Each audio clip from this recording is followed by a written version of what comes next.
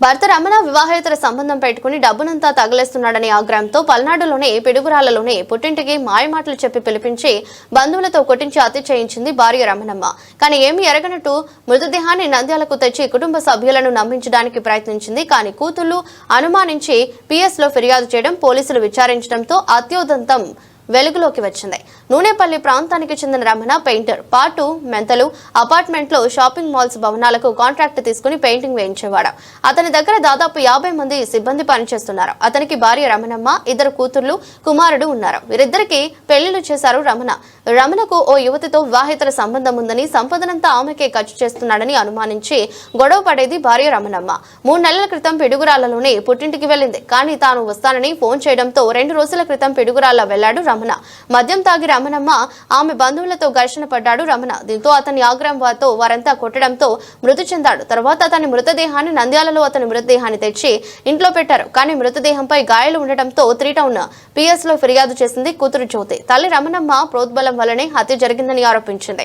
కూతురు జ్యోతి గతంలో యాసిడ్ పోయడానికి ప్లాన్ చేసినప్పుడు తండ్రి రమణమ్మకు చెప్పాడని మాయమాటలు చెప్పి పిడుగురాళ్లు పిలిపించి హత్య చేశారని ఆరోపించారు. రమణ మృతదేహాన్ని స్వాధీనం చేసుకుని పోస్ట్ మార్టం కోసం నంద్యాల జీజీహెచ్ తరలించారు 3 టౌన్ పోలీసులు. వీరిద్దరిని సమాచారం మేరకు పిడుగురాళ్ల పోలీసులు మృతదేహాన్ని స్వాధీనం చేసుకుని విచారిస్తున్నారు. మా అమ్మని పిలిపిద్దామని ఫోన్ చేసి అమ్మ వస్తుందంట అని చెప్పి మా పెద్దమామ అందరూ కలిపి పిలిపించినారు సార్. పిలిపించి బాగా నమ్మించినారు. అది దాన్ని నమ్మించి బాగా ఫుల్ మందు తాపించి ఏం చేసినా అందరు కలిసి ఇంట్లో వేసి కొట్టి చంపి ఆయన పొద్దున్నే తెల్లారుజామున ఇంటికాడ పడేసి వెళ్ళిపోయినారు. ఏం లేనంటే మాకేం సంబంధం, ఊరికి వచ్చినాడు ఎట్లా ఏం చేస్తున్నాడు, ఆయనకి ఉండే ఎఫ్ఐఆర్స్ ఉన్నాయి, ఎవరు చంపినారో ఏమైనా కప్పులు ఉన్నాయని చెప్పి మా అమ్మ ఓటిస్తుంది. వాళ్ళు చంపేసి ఇంటికాడ వేసిపోయినారు సార్ మా నాన్నని. మా నాన్నకి ఎవ్వరు శత్రువులు లేరు సార్. ఎవరైనా అడగండి, ఇంటి దగ్గర కూడా ఆయన అందరితో క్లోజ్గా ఉండే మనిషిని ఇట్లా వేసిపోయినారు. ఎఫ్ఐఆర్లు ఉన్నాయని చెప్పి వాళ్ళే చంపినారు, వాళ్ళ మీదకి పోతారు అని చెప్పి చంపి ఇంటికాడ బాడీ వేసేసి వెళ్ళిపోయినారు తెల్లారుజామున. పిడుగురాల సార్, నర్సరాపేట వాళ్ళ పుట్టింట్లోనే జరిగింది.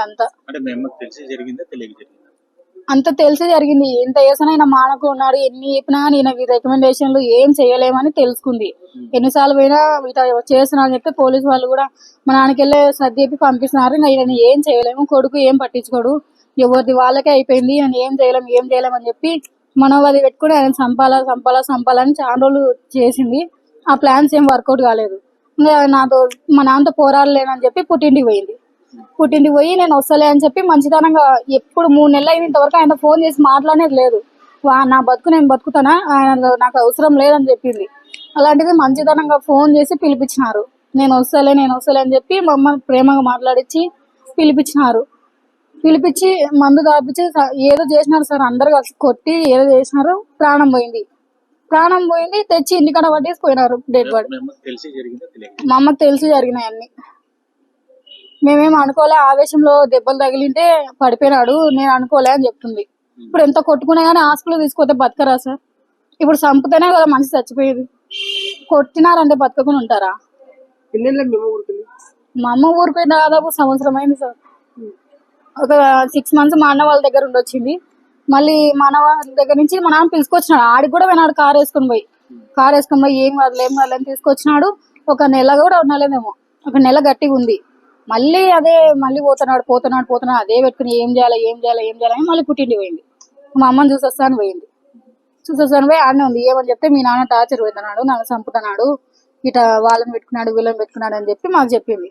మేము ఎంతసేపు అడుగుతాం కానీ చంపమంటే ఎవరు చంపరు సార్. తండ్రిని చెప్తాం, సరేలేమ్మా నేను ఏం చేయలేదు, అమ్మని పిలిపియండి అని చెప్తాడు. అదే ఎవరు చెప్పకుండా పోయినాడు. నైటే అందరికి బట్వాడ కూడా ఇయ్యలేదు. మార్నింగ్ లేసి వెళ్ళిపోయినాడు అంట. 8:30 కల్లా ట్రైన్ కి వెళ్ళినాడు.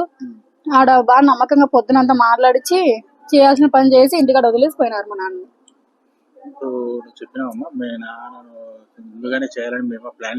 అంత ఉండు నాన్న పెట్రోల్ వేసా అని మాట్లాడుకుంటున్నారా అంటే, నువ్వు నాకు ముందు చెప్పి మంచి పని అయిందే, నేను జాగ్రత్త పడతా అని చెప్పినాడు. పెట్రోల్ యాసిడ్ తెచ్చి పనుకున్నప్పుడు పోసి చచ్చిపోతాడు కదా అని ప్లాన్ చేస్తుంటే ఇట్లా చేస్తాడు అంటున్నారు. అన్న నువ్వు జాగ్రత్త ఉన్నట్టే చెప్పిన. మళ్ళీ వినిపోయి వాళ్ళ కాడే చెప్పినాడు, జ్యోతి ఇట్లా చెప్పింది, ఇట్లా చేస్తున్నావు అంటారు. ఏమేం చెప్పుకోలే, మా నాన్నకి నేను జాగ్రత్త చెప్పుకున్నా అని చెప్పి నేను పట్టించుకోలే వాళ్ళ విషయాలు. కానీ నమ్మకంగా పిలిచిపోయి మా నాన్నని లేకుండా చేసినాడు సార్. ఈరోజు మాకు పెద్ద దిక్కు మా నాన్నని. అన్ని ఏం లేదన్నా చూసుకుని మా నాన్నని ఎప్పుడు ఏది చూసుకోవాలి. నాకు ఏదైనా ఉంటే అలగడం, పుట్టింటికి పోవడం. దాంట్లోనే మా నాన్నని మంచిగా పిలిపించి చంపేసినారు. చంపేసి ఇప్పుడు మా తమ్ముడోళ్ళ మీకు రావాకని చెప్పి ఏదో తిరుగుతుంది. ఏదంటే నేనే చచ్చిపోతలే అంటుంది రివర్స్.